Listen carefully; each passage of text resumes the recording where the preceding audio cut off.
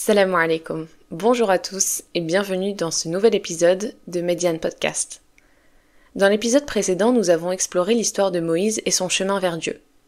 Nous avons vu comment son parcours a été ponctué d'épreuves, de doutes, mais aussi de révélations profondes. Si tu ne l'as pas encore écouté, je t'invite à le faire avant de te plonger dans l'épisode du jour. Car aujourd'hui, nous allons nous tourner vers nous-mêmes. Parce que oui, cet exode spirituel, ce chemin vers Dieu, ne concerne pas seulement Moïse, il nous concerne tous. La question que je veux te poser est la suivante. Quelles sont les choses dont tu dois te détacher pour avancer spirituellement? Car parfois il faut partir, il faut faire le vide. Dans cet épisode, nous allons explorer 3 axes. Identifier ce qui nous retient, l'importance du vide et du silence pour avancer, mais également les épreuves comme tremplin spirituel et non comme obstacle. Nous allons découvrir comment ces 3 éléments peuvent devenir des clés pour progresser dans notre exode spirituel personnel. Alors prends un moment pour toi, laisse-toi porter par ces mots et préparons-nous à avancer ensemble. Bismillah. Imagine un sanctuaire loin du bruit du monde. Un espace où ton âme peut enfin respirer. Bienvenue sur Median. Ici, chaque épisode est une halte sur le chemin. Un moment de réflexion pour se recentrer. Pour retrouver la clarté sur ce pourquoi nous sommes ici et vers qui nous avançons. Nous portons en nous une nature profonde, un appel à l'adoration. Mais les illusions et nos faiblesses ont souvent obscurci cette vérité. C'est ici que nous revenons à la réalité. Alors prends le temps, écoute et laissons-nous guider. Commençons par observer ce qui nous retient. À titre de rappel, Moïse a dû fuir l'Égypte, un lieu où il était à la fois privilégié, mais également étranger. Il avait tout, mais il n'avait rien. Il a compris qu'il devait partir, même sans savoir exactement où il allait. Son départ n'était pas seulement un exil physique, mais aussi un exil intérieur. Il devait quitter ce qui le retenait pour mieux se retrouver. Nous aussi, nous avons nos propres Égyptes. Des lieux, des habitudes ou relations qui nous empêchent d'évoluer spirituellement. Il peut s'agir de certaines amitiés qui nous poussent à négliger nos engagements, d'une routine qui ne laisse pas de place à la réflexion, ou même d'une consommation excessive de distractions qui nous éloigne de notre but. Prenons un instant pour réfléchir. Y a-t-il des aspects dans notre vie qui nous tirent vers le bas plutôt que de nous élever? Peut-être on passe trop de temps sur les écrans, absorbés par du contenu qui ne nous apporte rien de constructif. Peut-être que certaines habitudes nous font procrastiner notre relation avec Dieu. Voyons voir. Vous ouvrez votre téléphone pour quelques minutes, et sans vous en rendre compte, 1 heure s'est écoulée. Vous avez regardé des vidéos, lu des posts, liké du contenu, mais au final, qu'est-ce qu'on en retient? Rien. Si ce n'est une fatigue mentale et un sentiment de vide. Le problème ici n'est pas seulement la perte de temps, mais également la manière dont cela façonne notre esprit. Chaque jour, nous sommes exposés à une surabondance d'informations. La plupart du temps d'ailleurs superficielles et distrayantes. Nous devenons passifs, dépendants de la dopamine que nous procurent les notifications, les nouvelles vidéos, les tendances qui changent chaque semaine. Mais au fond, qu'est-ce que cela nous apporte réellement? Premièrement, on perd le contrôle de notre temps. Au lieu de consacrer du temps à des activités qui nous rapprochent de Dieu, comme la lecture, la réflexion, le dhikr, la prière, nous le donnons à des plateformes qui captent notre attention sans nous nourrir intérieurement. Deuxièmement, on se compare sans cesse. Car oui, les réseaux sociaux créent un environnement où nous sommes en permanence exposés aux réussites des autres, ce qui peut nourrir l'insatisfaction et nous éloigner de la gratitude envers ce que nous avons déjà. Et troisièmement, notre esprit est saturé. Avec un flot constant d'informations, nous n'avons plus de place pour la réflexion profonde. Nous avons du mal à nous poser, à penser par nous-mêmes, à nous connecter à notre intériorité. Donc comment savoir si les réseaux sociaux sont une source de problème pour toi? Pose-toi ces questions. Est-ce que tu as du mal à passer une journée sans consulter les réseaux sociaux? Est-ce que tu sens un vide ou une frustration après avoir passé du temps en ligne? Et est-ce qu'il t'arrive de négliger des moments de prière ou même de méditation à cause du temps passé sur ton téléphone? Si la réponse est oui à l'une de ces questions, alors peut-être que ces plateformes sont devenues justement cet espace qui te retient. Une sorte d'esclavage moderne dont il faut se libérer. Imagine maintenant une autre situation. Tu as un ami, un groupe d'amis avec qui tu passes du temps depuis des années. Tu les apprécies, tu partages des souvenirs, des expériences, des discussions animées, pas de problème. Mais au fil du temps, tu ressens une forme de malaise. Parce qu'après chaque rencontre, tu as le sentiment d'avoir trahi tes propres valeurs, d'avoir dit ou fait des choses qui ne correspondent pas à la personne que tu aspires à être. Pourquoi est-ce un problème ? Je dirais que les cercles sociaux sont une influence assez subtile, car nous sommes profondément influencés par les personnes que nous fréquentons régulièrement, ce qui est normal. Si un entourage nous pousse à minimiser nos engagements spirituels, de nous éloigner de la prière, à adopter des comportements contraires à nos principes, cela agit comme un frein sur notre cheminement vers Dieu. Ensuite, on a aussi la peur du rejet, et c'est ça qui nous empêche d'évoluer. On peut parfois rester dans une amitié par habitude ou par peur d'être seul, même quand on sait que cette relation nous nuit intérieurement. On craint d'être jugé, d'être vu comme trop sérieux, trop spirituel ou différent. Et enfin, cela a un impact sur notre bien-être. Si après chaque interaction, tu ressens de la culpabilité ou une forme de vide, ça signifie certainement que quelque chose ne va pas. Une amitié saine doit apporter de la paix, du soutien et surtout un rappel au bien. Donc comment savoir si une amitié est un obstacle à ton cheminement ? Pose-toi ces questions. Après avoir passé du temps avec cette personne, est-ce que tu te sens plus proche ou plus éloigné de tes valeurs ? Est-ce que tu te sens obligé de masquer certains aspects de ta spiritualité pour être accepté ? Et enfin, est-ce que cette relation te pousse à des comportements que tu regretteras ensuite ? Si tu te reconnais dans une de ces situations, il est peut-être temps de prendre du recul. S'éloigner ne signifie pas couper les ponts brutalement, mais établir des limites et se recentrer sur ce qui est essentiel pour ton âme. Donc dans cette première partie, sur identifier ce qui nous retient concrètement, comment identifier et quitter ce qui est mauvais pour toi ? Tu dois observer honnêtement ta vie. Il est crucial de regarder ce qui consomme ton temps, ton énergie, car on est souvent pris dans une routine sans nous demander ce qui nous aide réellement à grandir. Prends le temps d'évaluer ton quotidien. Qu'est-ce qui te nourrit spirituellement et qu'est-ce qui t'épuise ? Ce constat honnête est le premier pas pour quitter une situation stagnante. Ensuite, il est important de mettre des barrières et ajuster ses habitudes. Il faut réduire pour cela progressivement ce qui t'éloigne de Dieu. Il est difficile bien évidemment de changer du jour au lendemain, mais tu peux par exemple commencer par des petits ajustements, instaurer des moments sans distraction, en désactivant les notifications, ou encore définir un horaire précis pour les réseaux sociaux. Ça va te permettre de te libérer de cette dépendance excessive aux distractions numériques par exemple. Aussi réduire les interactions avec des personnes ou des environnements qui nuisent à ton équilibre spirituel, c'est une étape importante. Et enfin, petite astuce, remplacer plutôt que supprimer. Par exemple, si tu réduis ton temps passé sur les réseaux sociaux, pourquoi ne pas la consacrer à lire des livres, à méditer davantage ? Ne laisse pas un vide sans le remplir par quelque chose qui nourrit ton âme. Le changement prend du temps, mais chaque petite victoire est un pas de plus vers un chemin plus lumineux. Donc une fois que nous avons quitté ces attaches, il devient essentiel de remplir cet espace avec quelque chose de positif. Quelque chose qui nous connecte à notre essence spirituelle. Et cela va nous mener à la deuxième partie de notre cheminement, le silence. Bon, là je vais devoir parler, mais bon, la thématique reste le silence. Une fois que nous avons fait le vide en nous, il faut apprendre à y rester, à nous y installer. Le silence devient alors un espace de rencontre avec Dieu, un lieu où nous pouvons entendre ce qui se trouve au fond de nous-mêmes.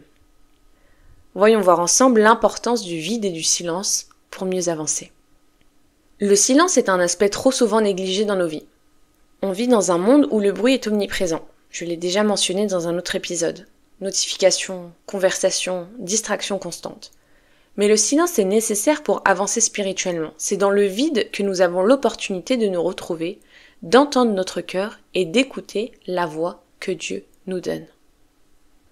Observons quelques problématiques concrètes. L'incapacité à être seul avec soi-même. Car oui, certaines personnes ressentent cet inconfort immédiat, peut-être que tu es concerné, lorsqu'elles sont seules, sans stimulation. Dès qu'il y a un moment de silence, il faut chercher à le remplir avec de la musique, une série, une discussion, comme si on fuyait un face-à-face intérieur.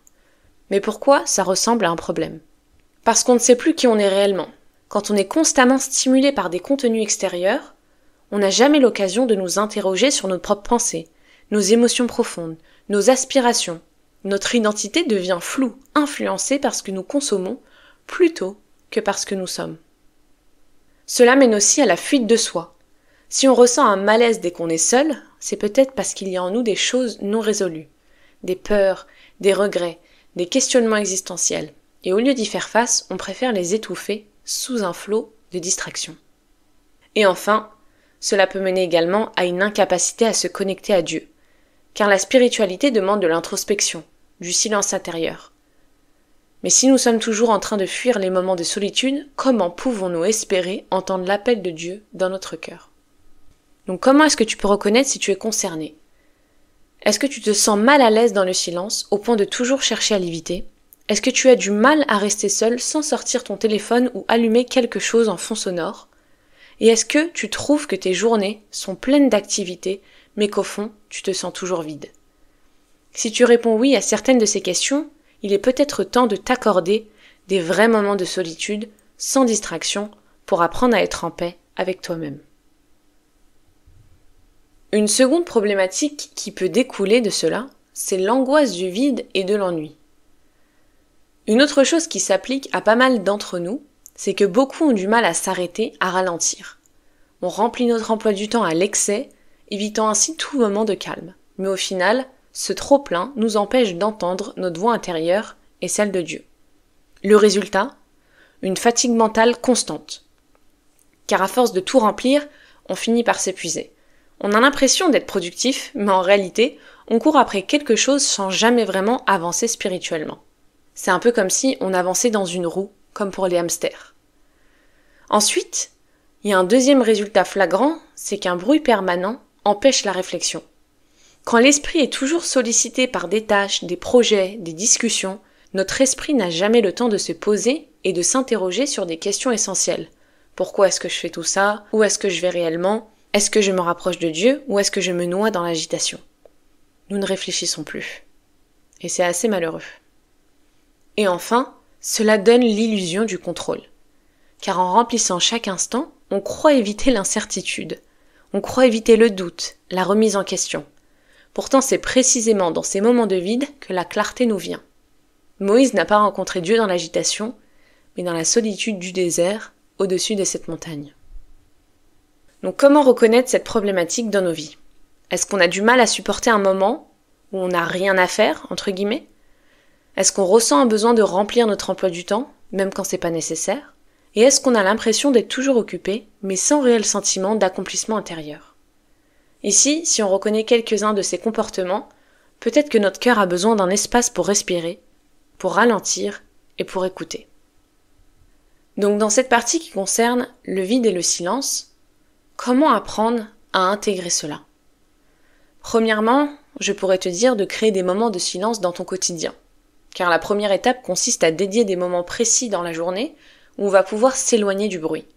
Cela peut être une demi-heure le matin, avant de commencer tes activités, ou le soir par exemple avant d'aller dormir. Un moment sans téléphone, sans télévision, sans musique, juste toi et tes pensées. Ce silence te permettra de te recentrer et de prendre du recul sur ta journée, mais également sur ta vie. Une autre astuce, un peu plus complexe, c'est s'habituer à être seul avec toi-même. Car le silence, c'est une occasion d'introspection. Quand on est constamment entouré de bruit, il est difficile de comprendre ce que notre âme cherche vraiment. Donc prendre des moments de silence pour écouter tes émotions, tes peurs et même tes désirs, ce n'est pas un vide de rien, mais c'est un espace pour faire le tri dans tes pensées, pour faire le point sur ta vie spirituelle et pour mieux comprendre où tu en es. Et enfin, il est important d'utiliser certains moments pour se recentrer sur Dieu.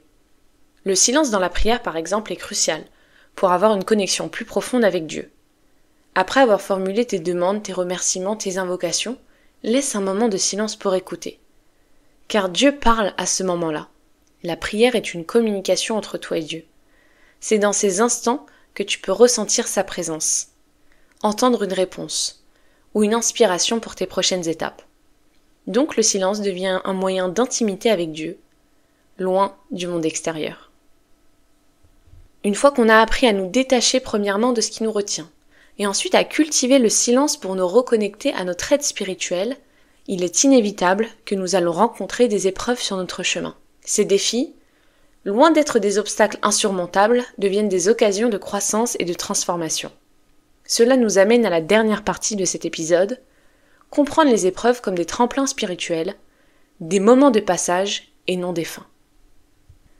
Les épreuves font partie de notre vie, tout comme elles l'étaient pour Moïse et toute autre personne mentionnée dans le Coran par exemple. Elles ne sont jamais faciles, mais elles ont un sens très profond. Dieu n'a pas décidé de créer cette vie sans épreuve, et cela a un objectif précis. Elle nous prépare à recevoir la bénédiction de Dieu. Tout comme Moïse, nous devons traverser nos propres déserts pour arriver à notre but spirituel. Prenons 2 scénarios. Le premier, c'est le scénario du deuil. Le deuil, c'est une des épreuves les plus difficiles à vivre, car la perte d'un être cher peut engendrer un vide immense et un questionnement profond sur la vie, la mort et la signification de l'existence. Mais pour certaines personnes, cette douleur peut devenir un point de départ pour une quête spirituelle plus profonde. Le problème survient lorsqu'une personne reste bloquée dans le chagrin et le désespoir sans chercher à comprendre la solution ou la leçon cachée derrière cette épreuve. Le deuil peut alors devenir un gouffre émotionnel qui empêche la personne de voir au-delà de la souffrance immédiate, l'empêchant d'évoluer. Comment s'y reconnaître ? Est-ce qu'on a du mal à accepter le départ d'un proche et on ressent un vide constant qui semble insurmontable ? Est-ce qu'on se laisse submerger par la douleur sans chercher à comprendre ce que cette épreuve pourrait nous apprendre sur la fragilité de cette vie ? Ou est-ce qu'on se trouve dans une phase où la souffrance semble définir notre existence tout entière, sans voir de moyen de s'en sortir, ou sans voir de sens à cette épreuve ? Là où cela devient un problème, c'est lorsqu'on reste fixé uniquement sur la douleur. On risque de manquer l'opportunité de nous rapprocher vers Dieu, d'élargir notre compréhension de cette vie. Le deuil, en réalité, est une porte ouverte vers une transformation. Il nous invite à réfléchir sur notre propre mortalité et à réévaluer ce qui compte réellement dans nos vies. S'il n'est pas abordé de manière constructive, il peut devenir un frein à notre évolution. Prenons pour deuxième scénario un échec personnel ou professionnel qui force à se repositionner. Les échecs, qu'ils soient professionnels ou personnels, sont perçus comme des moments de rupture. Mais ils sont souvent des opportunités déguisées pour une transformation. Le problème se pose lorsque ces échecs sont vécus comme des fins définitives plutôt que comme des étapes de croissance. Beaucoup de gens tombent dans le piège du découragement, du doute, de l'auto-sabotage après un échec, pensant que cette situation est irrémédiable. Mais cet état d'esprit peut être paralysant et va empêcher la personne de se réorienter vers un chemin plus en phase avec sa mission de vie. Après un échec, est-ce que tu as l'impression d'avoir atteint un point de non-retour, que ce soit dans ta carrière, ta vie personnelle ou des projets ? Est-ce que tu ressens un profond sentiment d'impuissance et de découragement, car tu as du mal à voir le côté positif ou les enseignements qui pourraient découler de cet échec ? Ou est-ce que tu t'accables carrément de reproches, car tu te sens dévalorisé, tu n'arrives pas à voir l'échec comme une occasion de réévaluation ou de redirection ? L'échec ici, vu sous cet angle, peut devenir problématique. Mais à l'inverse, l'échec peut être un catalyseur pour une réévaluation de nos priorités et un moment clé pour se réaligner avec notre mission dans cette vie. Si on se laisse piéger par le sentiment d'échec, cela empêche d'avancer, de se relever, d'accepter la leçon que cette épreuve pourrait nous enseigner. L'échec devient alors quoi ? Une fin, au lieu d'être simplement un passage nécessaire pour un renouveau, une réorientation et un changement personnel, qui avec 100% sera celui qui nous conviendra le mieux. Donc comment comprendre les épreuves comme des opportunités ? Premièrement, il est important de réévaluer la manière dont on perçoit l'épreuve. Lorsqu'une difficulté se présente, il est naturel, forcément, de la voir comme une entrave ou un échec. Mais il est essentiel de réévaluer cette perception, car nous avons cette capacité. Faut-il le vouloir ? Les épreuves ne sont pas des obstacles insurmontables, mais des opportunités de transformation. Elles sont là pour nous purifier, nous renforcer et nous préparer à quelque chose de plus grand. Plutôt que de les fuir, nous devons apprendre à les accueillir avec la conviction qu'elles ont un but plus profond. Deuxièmement, chercher la leçon cachée derrière la difficulté peut être une solution, car chaque difficulté cache une leçon. Quand nous traversons une épreuve, au lieu de nous concentrer uniquement sur la souffrance qu'elle entraîne, nous devons aussi nous demander « Que puis-je apprendre de cette expérience ?» Et je sais que c'est un peu compliqué car quand on vit des épreuves, on est focalisé sur le côté émotionnel et on oublie le côté rationnel. Parfois, les épreuves nous enseignent des choses sur nous-mêmes que nous ignorons. Elle nous aide à comprendre nos faiblesses, mais aussi à voir la force qui peut émerger lorsque nous mettons notre confiance en Dieu. Et enfin, il est important de se rappeler que Dieu ne ferme jamais une porte sans en ouvrir une meilleure. Lorsqu'on traverse des épreuves comme une perte ou un échec, il peut être difficile de comprendre pourquoi certaines portes se ferment. Mais cette réalité nous rappelle qu'une porte fermée n'est jamais une fin définitive. Car elle marque souvent une réorientation vers quelque chose de meilleur, même si on ne le voit pas immédiatement. Et c'est là un petit peu l'aspect difficile. Cette promesse doit nourrir notre confiance et notre foi dans les moments de doute. Bien que nous comprenions pas toujours le sens des épreuves sur le moment, nous devons garder la foi qu'une nouvelle opportunité s'ouvrira, souvent plus en phase avec nous-mêmes. Cela nous permet de traverser les difficultés avec plus de sérénité, sachant que chaque perte fait partie d'un plan plus grand et plus juste pour nous-mêmes. Eh bien, nous sommes déjà arrivés à la fin de cet épisode. Pour résumer, nous avons vu comment l'exode spirituel implique 3 étapes importantes. Identifier et quitter ce qui nous retient, faire du silence un allié, et voir les épreuves non pas comme des fins, mais des passages. La question du jour est la suivante. Quelles sont les choses dont tu as besoin afin de te détacher pour avancer sereinement vers le Ramadan et tout au long de ton chemin vers Dieu? Est-ce que tu as besoin d'un petit coup de pouce? Car j'ai créé pour toi une ressource complémentaire à cet épisode pour que tu puisses réellement trouver ton propre exode spirituel. Honnêtement, je la trouve incroyable. Il s'agit d'un workbook dans lequel tu suivras 4 grandes étapes qui t'aideront à faire un travail sur toi-même. Je t'invite donc à le télécharger en rejoignant la communauté sur Patreon. Je mets le lien en description, Inch'Allah. Sur Patreon, tu y trouveras également toutes les ressources des épisodes précédents, mais également des publications inspirantes et la sphère privée de Mediane. C'est un espace où tu peux partager tes réflexions, poser des questions et te connecter avec d'autres personnes sur le même chemin, Inch'Allah. Dans le prochain épisode, et dernier épisode de cette série du mois de Sha'ban, je te parlerai concrètement de comment construire ton propre sanctuaire intérieur. Alors rendez-vous jeudi prochain. Sur ce, salam alaikum. Le temps est venu de quitter ce sanctuaire, mais seulement pour mieux y revenir. Merci d'avoir écouté. Si cet épisode t'a parlé, partage-le et laisse ton ressenti. On se retrouve bientôt sur Mediane. Salam alaikum.